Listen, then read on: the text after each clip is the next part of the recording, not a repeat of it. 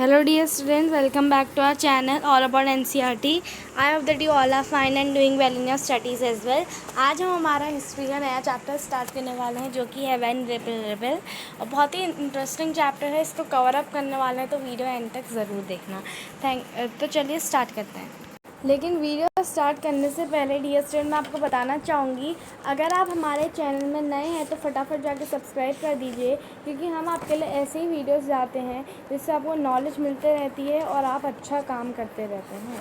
तो चलिए स्टार्ट करते हैं हमारे वीडियो के साथ। सबसे पहले यहाँ पे शुरू होता है पॉलिसीज़ एंड पीपल से। ओके, तो यहाँ से आपका चैप्टर शुरू होता है। तो यहाँ पे क्या लिख रखा है, यहाँ पे आपका लिख रखा है कि in the previous chapter you looked at the policies of the east India company and the effect that they had on the different people, Kings, queen's and peasants, landlords, tribals, soldiers were all affected in different ways. You have also seen how people resist policies and actions that harm their interests or go against their sentiments. तो आपने अपना जो previous chapter जो था chapter number tribals वाला chapter DS में हमने अभी आपको पढ़ाया नहीं है, लेकिन जो रूलिंग द कंट्री साइड था वाला चैप्टर का आपने देखा हो तो आपने देखा था कि कैसे जो कंपनी थी उस कंपनी के जो लोग थे वो कैसे लोगों को परेशान करते थे और लोगों ने लोग जो है प्रोटेस्ट करना चाहते थे कंपनी के अगेंस्ट, ताकि उनको उनके राइट्स मिल सकें जो कि कंपनी ने ले लिए थे। तो इस चैप्टर में हम लोग वही कुछ देखने वाले हैं कि कब लोगों ने रिबेल यानी कि कंपनी की बात मानना बंद कर दिया, उनके अगेंस्ट वो खड़े हो गए। 1857 का जो रिवॉल्ट था और उसके बाद क्या क्या चीज़ें हुई, ये सारी चीज़ें हम लोग पढ़ने वाले हैं। क्या ऐसे कारण थे कि 1857 की रिवॉल्ट को होना पड़ा, और ये सारी चीज़ें हम लोग आज इस वीडियो में पढ़ने वाले हैं। So now see the next topic is Nawab lose their powers. तो अब यहाँ पे क्या लिखा है, since the mid 18th century Nawabs and Rajas had seen their power erode. They had gradually lost their authority and honor. Resistance had been stationed in many courts. The freedom of the rulers reduced. Their armed force disbanded, and their revenues and territories were taken away by stages. तो mid 18 century यानी कि 18 century के बीच का समय जो नहीं होता, जैसे 1850 या 1845 ऐसे वाले टाइम पे क्या होता, जो नवाब्स और राजास थे उन्होंने देखा था कि कैसे उनकी जो पावर थी वो धीरे धीरे उनके हाथ से निकलती जा रही थी। उन्होंने देखा था कि जैसे उन्होंने ग्रेजुअली उनके जो अथॉरिटी उनका जो किंगडम था जो वो रूल करते थे वो सब वो खो चुके हैं, और जो रेजिस्टेंस थे उन्होंने भी कोर्ट्स में जो है जो फ्रीडम था रूलर्स का वो रिड्यूस कर दिया था। तो आर्म फोर्स जो थी रूलर्स की वो डिसबैंडन कर दी थी, यानी कि उसको हटा दिया था, एंड जो उनके रेवेन्यूज़ थे और टेरिटरीज थी वो भी ले लिए जाती थी उनसे। नेक्स्ट डियर स्टूडेंट यहाँ पे लिखा गया है, many ruling families tried to negotiate with the company to protect their interest. For example यानी कि बहुत सारी ऐसी भी रूलिंग फैमिलीज यानी कि जो राजास वगैरह से रिलेट करती थी, तो उन्होंने निगोशिएट यानी कि कंपनी से निगोशिएट करने की भी कोशिश की। निगोशिएट का मतलब क्या होता है, मतलब थोड़ा कि हमारे यहाँ पे ये होना चाहिए, आपको ये करना चाहिए, मतलब थोड़ा निगोशिएशन नहीं होता कि मना करना, वैसा कोई भी रूलिंग फैमिलीज ने करा। जैसे रानी लक्ष्मीबाई जो थी झांसी की, वो कंपनी से चाहती थी कि जो उनका एडॉप्टेड सन है वो उसको किंगडम का बाद में राजा बना दें जब उसके हस्बैंड की डेथ हो जाए तब। तो the Rani Lakshmibai of Jhansi wanted the company to recognize her adopted son as the heir to the kingdom after the death of her husband. नाना साहब the adopted son of Peshwa Bajirao second. तो नाना साहब कौन था, नाना साहब था अडॉप्टेड सन किसका, पेशवा बाजीराव सेकंड का। डीएस में very be careful about these dates. तो मेरे को जो आप लोग हो, जब आपसे अगर पूछा जाएगी हु वॉज नाना साहब, तो आप क्या लिखोगे, the adopted son of Peshwa Bajirao second. ठीक है, pleaded that he had been given his father's pension when the later died. यानी कि वो उसने कंपनी से निगोशिएट करा कि जब उसके जो फादर थे उनकी डेथ हो जाएगी तो कंपनी को उनको उनकी पेंशन देनी पड़ेगी. तो ये वाला निगोशिएशन नाना साहब ने करा था. नेक्स्ट आता है यहाँ पे, however the company confident of its superiority and military powers turned down these please. तो कंपनी के पास बहुत ज़्यादा मिलिट्री पावर्स थी, बहुत कुछ था, तो ये ज़्यादा टिक नहीं पाए कंपनी के सामने. कंपनी ने उन सबको भी मतलब जो उनकी पावर है कंपनी की पावर को दिखाया. और जो नाना साहब वगैरह थे उनका एक किंगडम था, लेकिन कंपनी की पावर उनके किंगडम से ज़्यादा बड़ी थी, तो कंपनी के सामने इतना निगोशिएशन नहीं कर पाए. तो यहाँ पे देखो नेक्स्ट है, Awadh was one of the last territories to be annexed. In 1801, a subsidiary alliance was imposed on Awadh and in 1856 it was taken over. तो अवध जो थी एक लास्ट टेरिटरी थी जो कि एनेक्स करनी थी.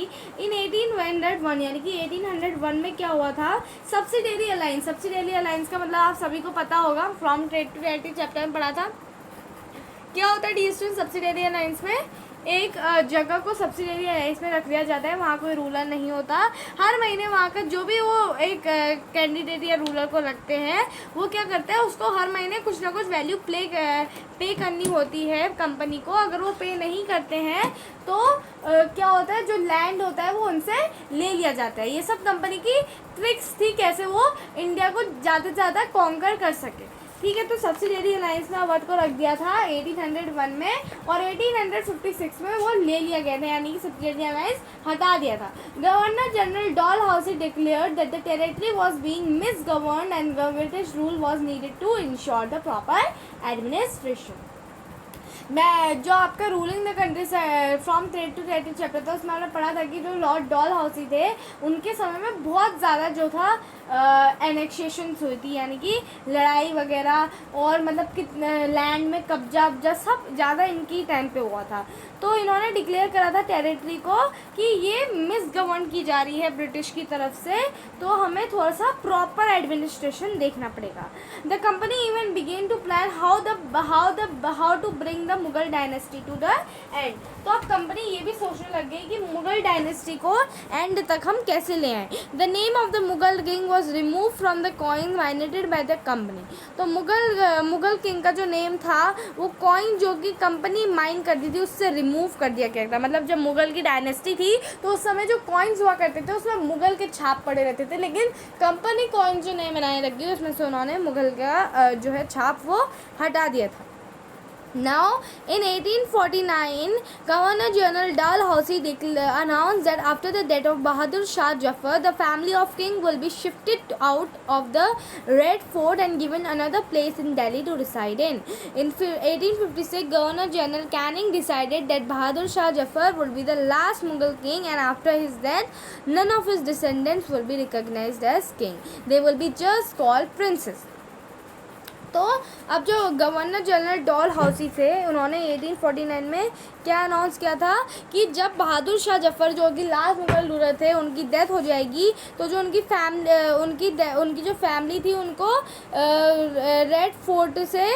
रेड फोर्ट से कोई दूसरी प्लेस दी जाएगी. दिल्ली में रेड फोर्ट नहीं दिया जाएगा जहाँ पे वो रह सकें. और ये 1856 में गवर्नर जनरल कैनिंग जो थे उन्होंने डिसाइड किया था कि बहादुर शाह जफ़र के बाद कोई भी मुग़ल का जो किंग आएगा वो लास्ट मुग़ल के किंग रहेंगे. उनके बाद जो भी उनके डिसेंडेंट्स होंगे यानी कि उनके छोटे मतलब जो उनके वो होंगे मतलब उनके बाद जो पीढ़ी आई होगी उनको हम लोग किंग नहीं मानेंगे, वो सिर्फ और सिर्फ प्रिंसेस कहलाएंगे. प्रिंसेस और किंग में डियर स्टूडेंट बहुत अंतर होता है. किंग के पास बहुत ज़्यादा अथॉरिटी है, वेयरएज के प्रिंसेस के पास हम ये नहीं कह सकते कि उनके पास बहुत ज़्यादा अथॉरिटी है. ठीक है, नेक्स्ट देखो, नेक्स्ट यहाँ पे क्या टॉपिक है, पीजेंट्स एंड सिपॉइज. ठीक है, अब देखो पीजेंट एंड सिपॉइज में क्या लिखा है, यहाँ पे लिख रखा है कि इन the country side peasants and zamindars resented high taxes and rigid methods of revenue collection. Many failed to pay back their loans to the money lenders and gradually lost their lands they had tilled for generation. तो अब यहाँ पे देखो इन the country side. तो peasant जो थे, ज़मींदार जो थे, उन पे हाई टैक्सेस लगा दिए जाते थे और बहुत ही रिजिड मेथड्स होते थे रेवेन्यू के। तो कोई कोई लोग जो थे लोन पे नहीं कर पाते थे और लोन पे नहीं करने की वजह से वो उनकी जो लैंड होता था उसे खो देते थे, जो कि वो इतने जनरेशन से उसे टिल कर रहे हैं, उसमें कल्टीवेशन कर रहे हैं, लेकिन अगर वो लोन पे नहीं कर पाते थे तो वो खो देते थे। नेक्स्ट देखो, the Indian sepoys in the employment of company also had reasons for discontent. जो इंडियन सिपॉइज थे, सिपॉइज जी स्टूडेंट वो लोग होते हैं जो कि इंडियन ही हैं लेकिन ब्रिटिश आर्मी में काम कर रहे हैं, ठीक है, army person we can say. तो अब देखो उनके पास भी कुछ डिसकंडक्ट थे कंपनी के against. They were unhappy about their page, allowance and condition of service. वो बहुत ही दुखी थे कि भाई उनको कम पे किया जा रहा है, वेयर जो ब्रिटिश के जो सोल्जर्स हुआ करते थे उनको ज़्यादा पेंशन मिलती थी, ज़्यादा रुपये मिलते थे, एंड जो ब्रिटिश सोल्जर्स थे उनको ज़्यादा सिक्योरिटी मिलती थी, ज़्यादा उनको मतलब देखभाल मिलती थी, कभी इंजर्ड हो गए तो उनको क्विक इमरजेंसी मिलती थी, लेकिन इंडियंस को ये सारी सुविधाएं नहीं मिलती थी। ये तो पहला डिसकंडक्ट हो गया। दूसरा ये है, some of the new ruler moreover violated their religion sensibilities and beliefs। कोई के रूलर्स हैं उनके जो रिलीजियस बिलीव्स थी, जो रिलीजन को मानते हैं, उसमें सेंटिमेंटेशंस यानी कि उसमें वो लोग उनको क्या कहते हैं बहुत ज़्यादा वायलेट करते हैं, यानी कि अंदर से बहुत हार्म पहुंचाते हैं उनके रिलीजन के बेस पे। देखो यहाँ पे कैसे, did you know that in those days many people in the country believe that if they cross sea they will lose their religion and caste. तो आप मानोगे नहीं, लेकिन जो पुराने लोग थे वो ये मानते थे कि अगर वो समुद्र पार कर देंगे तो वो अपना रिलीजन खो देंगे, लेकिन ऐसा कुछ होता नहीं है, ठीक है।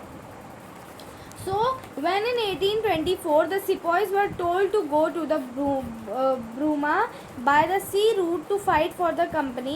तो 1824 में जब सिपॉइस को पूछा गया था कि भाई आपको ब्रूमा जाना है किस चीज़ के लिए, एक फ़ाइट करने के लिए कंपनी के साथ में, तो जो इंडियन सिपॉइस थे उन्होंने रिफ्यूज़ कर दिया। They refuse to follow the order though they agreed to go by the land route. तो उन्होंने इसलिए रिफ्यूज़ करा because they believe that if they cross the sea what will happen, they will lose their religion। तो उन्होंने कहा कि भाई हम लोग गैले रूट से तो नहीं जाएंगे लेकिन हम लैंड रूट से जाने को तैयार हैं, ठीक है। तो they were severely punished and since the issue did not die down in 1856 the company passed a new law which stated that every new person who took up employment in company's army had to agree to serve overseas if required। तो अब यहाँ पे क्या हुआ, तो उनको बहुत ही गंदी तरह पनिश किया गया था और फिर भी इशू अगर नहीं सुधरा तो एक न्यू लॉ कंपनी की तरफ से पास किया गया था 1856 में, जो कि था कि हर पर्सन जो कि कंपनी की आर्मी में एम्प्लॉयमेंट लेगा उसको जो कंपनी कहेगी कि अगर ओवरसीज जाना है तो उसको वो एग्री करना पड़ेगा। अब देखो नेक्स्ट है, sepoys also reacted to what was happening in the countryside. Sepoys ने भी रिएक्ट करा बहुत ज़्यादा। Many of them were peasants and had living families in the villages, so the anger of peasant quickly spread among the sepoys, ठीक है। तो अब क्या होता, जो बहुत सारे जो लोग थे वो पीजेंट भी थे, तो उनके पास फैमिलीज़ भी रहती थी उनकी विलेजेस में, तो उनके अंदर भी एक एंगर आ रहा था और पीजेंट वो क्या होता सिपॉइज में भी स्प्रेड हो गया था। अब आते हैं यहाँ पे कुछ रिफॉर्मर्स के बारे में। तो एक बहुत ही फेमस रिफॉर्मर है जो कि है राजा राम मोहन रॉय, जिनके बारे में हम यहाँ पे पढ़ेंगे। Response to reforms. अब यहाँ पे देखो, British believe that Indian society British believed that Indian society had to be reformed. Laws were passed to stop the practice of sati and to encourage the remarriage of widows. English language education was actively promoted. After 1830, the company allowed Christian missionaries to function freely in its domain and even own land and property. तो अब क्या था, बहुत सारे जो British थे वो believe करते थे कि इंडियन सोसाइटी जो कि है उसको रिफॉर्म करना पड़ेगा, थोड़ा सुधारना पड़ेगा। लॉज भी पास किए गए थे, बहुत सारी जो प्रैक्टिस थी, जैसे सती प्रैक्टिस थी। सती में क्या होता था डियर स्टूडेंट, अगर किसी का हस्बैंड मर जाता था तो उसको भी जो हस्बैंड की फायर होती थी उसमें कूद जाना पड़ता था। तो ये सती प्रैक्टिस है जो कि बहुत ही गंदी प्रैक्टिस थी, और उस वजह से सती को हटा के ब्रिटिशर्स ने इनकरेज किया री मैरिज को, यानी कि अगर कोई विडोज़ हैं तो उनकी री मैरिज हो पाए, ठीक है।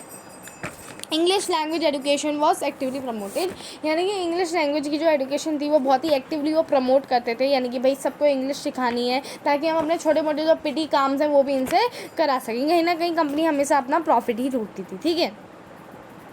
आफ्टर 1830 कंपनी ने क्या अलाउ किया, कंपनी ने जो क्रिश्चियन मिशनरीज थी, मिशनरीज यानी कि जो क्रिश्चियन स्कूल्स वगैरह होते थे, जो बच्चों को स्कूल देते थे, मतलब जो गर्ल्स होती थी उनको स्कूल देते थे, तो इससे क्या होता था ना, वो एजुकेशन देना चाहते थे सबको, है ना। तो क्रिश्चियन मिशनरीज थी जो मतलब type of school you can say, okay.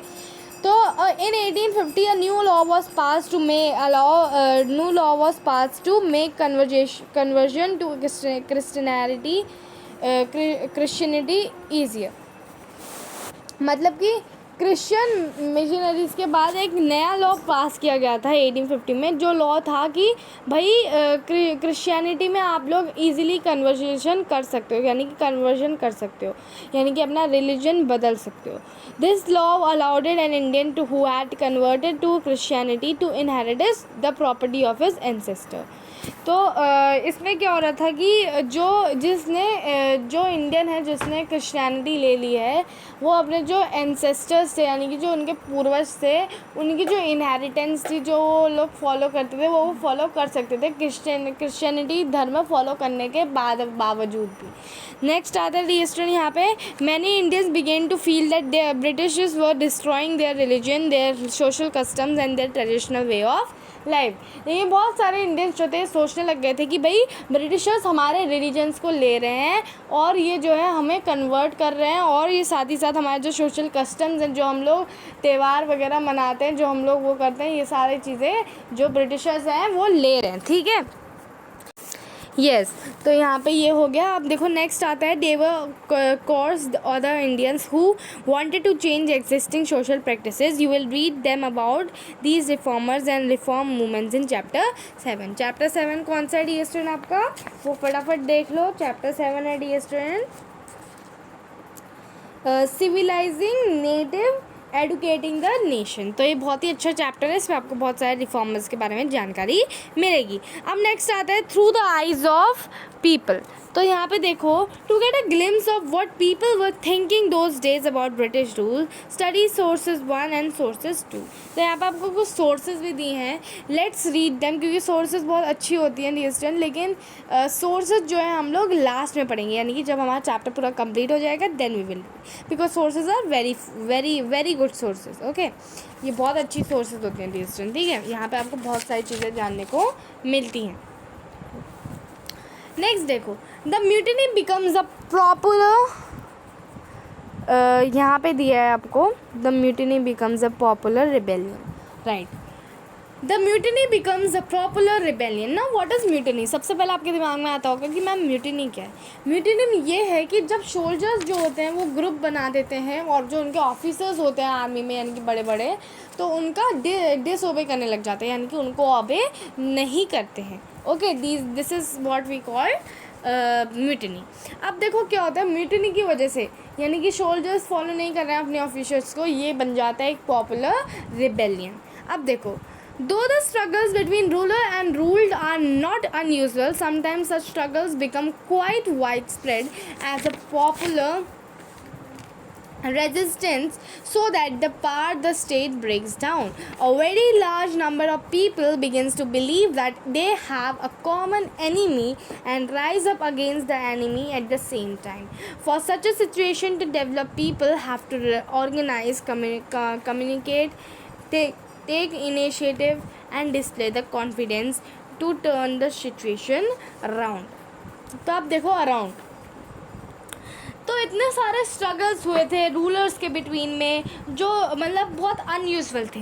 तो ये जो स्ट्रगल्स थे वो मतलब इतना ज़्यादा वाइड स्प्रेड हो गए थे, यानी कि फैल चुके थे कि पॉपुलर रेजिस्टेंस बन गया था ब्रिटिश के अगेंस्ट। तो बहुत सारे नंबर ऑफ पीपल, यानी कि बहुत सारे लोग आए एक साथ और वो बिलीव करते थे दैट उनका एक कॉमन एनिमी है, और वो कौन था वो एनिमी, वो था British. For such situation they have to organize communicate, उनको they have to organize communicate, यानी कि उनको कम्युनिकेट करना होता है, ऑर्गेनाइज करना होता है, ठीक है। तो ये सारी कुछ सिचुएशन थी। Such a situation developed in the northern parts of India in 1857। 1857 में जो नदर्न पार्ट से यानी कि जम्मू कश्मीर यानी कि ऊपर वाले एरियाज जो नहीं होते उत्तराखंड वगैरह, वहाँ पे ऐसी सिचुएशन डेवलप हुई थी इंडिया में 1857 में। After 100 of years of conquest and administration, the Indian East India Company faced a massive rebellion that started in May 1857 and threatened the company's very presence in India. तो जो English east India company थी उन्होंने बहुत massive rebellion face करा था जो कि मई 1857 में स्टार्ट हुआ था, जिसमें कंपनी को बहुत थ्रेटेंड किया गया था कहीं ना कहीं इंडियन पीपल के द्वारा। The sepoys mutinied in several places and beginning from the Meerut, and a large number of people from a different section of society rose up in the rebellion. Some regarded as the biggest and armed resistance to colonization. तो जो ये वाला शब्द है ये है colonialism, यानी कि मतलब ब्रिटिश का जो भी वो होता था, मतलब समूह एक टाइप का आप कह सकते हो ना कि भाई जो भी उन्होंने आज तक करा है इंडियंस के लिए, वो सारी चीज़ें हमको कह सकते हैं। तो जो कंपनी थी उन्होंने बहुत मैसिव रिबेलियन फेस की थी, और जो सिपॉयज थे वो एक जगह में ऐसे म्यूटिनाइड हो गए थे, यानी कि उन्होंने ग्रुप बना लिया था और वो ऑफिसर्स की बातें नहीं मान रहे थे। तो इससे कहीं ना कहीं क्या हुआ, वो बहुत ज़्यादा रिबेलियन की तरफ बात बढ़ गई थी, और ऐसे ही करके बहुत सारे जो सिपॉयज थे वो पहले मेरठ से स्टार्ट हुए, फिर बहुत सारे अदर सोसाइटी से भी आए। तो यहाँ पे कहीं ना कहीं आपका रिबेलियन जो है वो स्टार्ट होती है, ठीक है। From Meerut to Delhi on 29 March 1857, a young soldier, Mangal Pandey, was hanged to death for attacking his soldiers in Barakpur. यानी कि 29 मार्च 1857 को क्या हुआ था, एक यंग सोल्जर था यानी कि जिनका नाम था मंगल पांडे, ये सिपॉय थे डीएसएन। तो इन्होंने क्या करा था, इनको डेथ में डाल दिया था। क्योंकि इन्होंने अपने ऑफिसर्स में अटैक किया था बैरकपुर में। Some days later, some sepoys of the regiment at Meerut refused to do the army drill using new cartridges. तो बहुत सारे सिपॉयज ने बोला कि भाई हम न्यू कार्टिजेस से आर्म नहीं करेंगे, बिकॉज ऐसा माना जाता था कि वो जो कार्टिजेस थी वो बनाई जाती थी fat of cows and pigs से। जो सिपॉयज वगैरह जो मतलब ब्रिटिशर्स थे वो इंडियन से कहते थे कि जिस गन से तुम लड़ाई कर रहे हो ना, ये बताओ किससे बनी हुई है, ये बनी हुई है fat of cows and pigs से। और ये वाली चीज़ जब बोल दी जाती थी तब इंडियंस के जो रिलीजन होते थे वो बहुत ज़्यादा हर्ट हो जाते थे, ठीक है। बिकॉज अगर आप देखोगे ना तो हिंदू में क्या होता है, काऊ को होली एनिमल माना जाता है, एंड अगर उसका ही फैट उसमें लग रहा है तो भाई कोई भी पंडित हो जैसे मंगल पांडे है, ये सारे लोग लड़ाई नहीं करना चाहेंगे, है ना। तो नेक्स्ट देखो, नेक्स्ट है आपके क्या कहते हैं, दूसरा है पिग्स में। अब मैम कहोगे मैम पिग्स से क्या संबंध है, बिकॉज जैसे मुस्लिम्स जो होते हैं उनके वहाँ होली एनिमल पिग माना जाता है, एंड पिग को ही वो कर रहे हैं तो वो उनके रिलीजन को बहुत हर्ट करता है, राइट। तो इसलिए वो लोग न्यू कार्टिजेस से नहीं लड़ना चाहते थे, ठीक है। 85 sepoys were dismissed from the service and sentenced to 10 years in jail for disobeying their officers. This happened in 9 May 1857. तो ये सारी चीज़ें कब हुई थी, 9 मई को हुई थी 1857 में। 85 सिपॉयज ऐसे भी थे जिनको जेल भेज दिया गया था क्योंकि वो अपने ऑफिसर्स की बात नहीं मान रहे थे। नेक्स्ट देखो, the response to the other Indian soldiers in Meerut was quite extraordinary. On 10 May, the soldiers marched to jail in Meerut and released the imprisoned sepoys. तो 10 मई को क्या हुआ, सोल्जर्स जो थे वो मेरठ की तरफ गए, जेल में गए मेरठ की, और वहाँ पे जो भी उनके सिपॉयज थे उन सबको उन्होंने प्रिजन से यानी कि जेल से बाहर निकाल दिया था। They attacked and killed the British officer, उन्होंने अटैक करा और ब्रिटिश ऑफिसर्स को किल कर दिया। लेकिन they captured the gun and ammunition and set fire to the buildings and properties of the British. तो उन्होंने ब्रिटिशर्स की गन्स वगैरह सब ले ली, फायर वायर लगा दी बिल्डिंग में मस्त सी, ठीक है डियर स्टूडेंट्स। और तो फायर वायर लगा दी थी उन्होंने, और उन्होंने क्या डिक्लेयर कर दिया था वॉर को, फिरांगिस मतलब क्या होता है, फॉरेनर्स, ठीक है, फिरांगिस। अब यहाँ पे देखो, the soldiers were determined to bring an end to their rule in the country in the country, but who will rule the land instead. जो सोल्जर्स चाहते थे कि भाई वो कंट्री से, भाई सोल्जर ने डिटरमाइन कर लिया था कि भाई वो अपनी कंट्री से ब्रिटिशर्स को हटा देंगे, लेकिन फिर रूल कौन करेगा। तो सोल्जर्स ने आंसर दिया, द मुगल एम्परर बहादुर शाह जफ़र। उन्होंने कहा मुगल एम्परर जो है बहादुर शाह जफ़र वो करेंगे, ठीक है। और नेक्स्ट देखो, the sepoys of Meerut rode on all night of 10 May to reach Delhi in early hours next morning. As news of their arrival spread, the regiment station in Delhi also rose up revenue. तो 10 मई को रात में जो है निकल गए थे मेरठ से दिल्ली की तरफ, ताकि वो दिल्ली अर्ली मॉर्निंग में पहुंच जाए। तो जैसे ये न्यूज़ मिली, तो जो रेजिमेंट से स्टेशन इन दिल्ली, उन्होंने भी रिबेलियन जो है स्टार्ट कर दिया। Again British officers were killed, armed up in rebellion. तो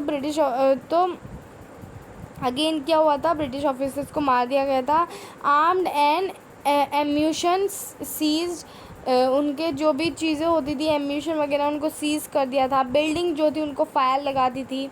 फिर यहाँ पे देखो, triumphants soldiers gather around the walls of the Red Fort where the badshah lived.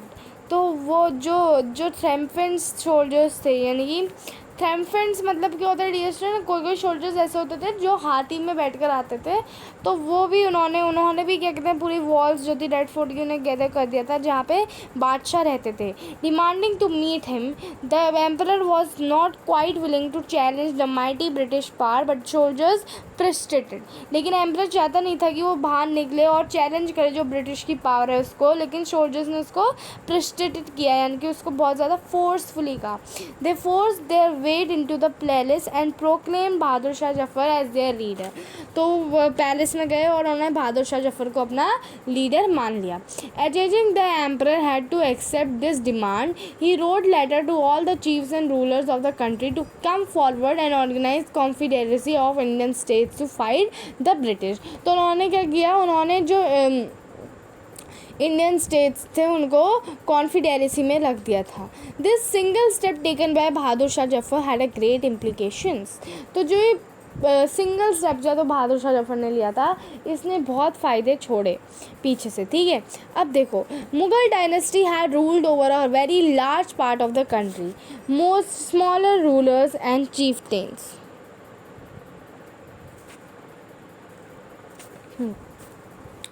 चीफ्टेन्स, ठीक है, तो controlled different territories on behalf of Mughal ruler. तो मुगल डायनेस्टी से उन्होंने बहुत ज़्यादा रूल किया था कंट्री में। आपने पढ़ा भी होगा मुगल, एक आपका चैप्टर है क्लास 7 में, द मुगल एम्पायर।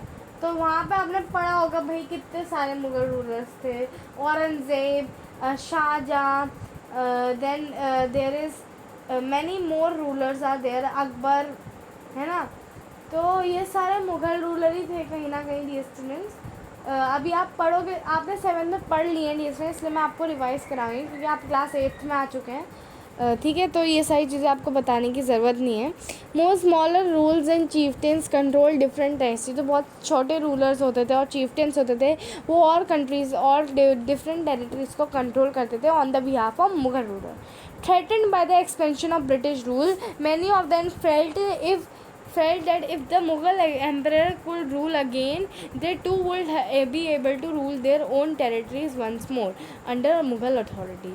तो जो बहुत सारे ब्रिटिशर्स थे वो इस बात से बहुत डरे हुए थे कि अगर मुग़ल एम्परर फिर से रूल करेंगे तो वो लोग फिर से अपना अड्डा जमा लेंगे, मतलब कि कहीं ना कहीं उनका डायनेस्टी फिर चलते रहेगी, ठीक है। The British had not expected this to be happen. They thought that disturbance caused by the issue of the cartridges will die down, but Bahadur Shah Zafar decision to bless the rebellion changed the entire situation dramatically.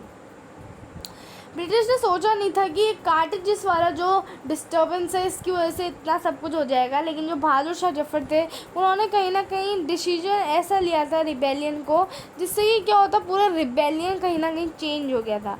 Often when people see an alternative possibility that they feel inspired and enthusiast, it give them the courage hope and confident to act. तो इससे उन्हें करेज मिलता था, confidence मिलता था कि भाई हाँ वो कुछ कर सकते हैं ब्रिटिशर्स के अगेंस्ट। तो डियर स्टूडेंट, आज हमने यहाँ तक पढ़ा, अब कल द रिबेलियन स्प्रेड से हम लोग पढ़ेंगे। तो thank you so much dear student for watching the video. I hope that you like it and enjoy it. Subscribe now.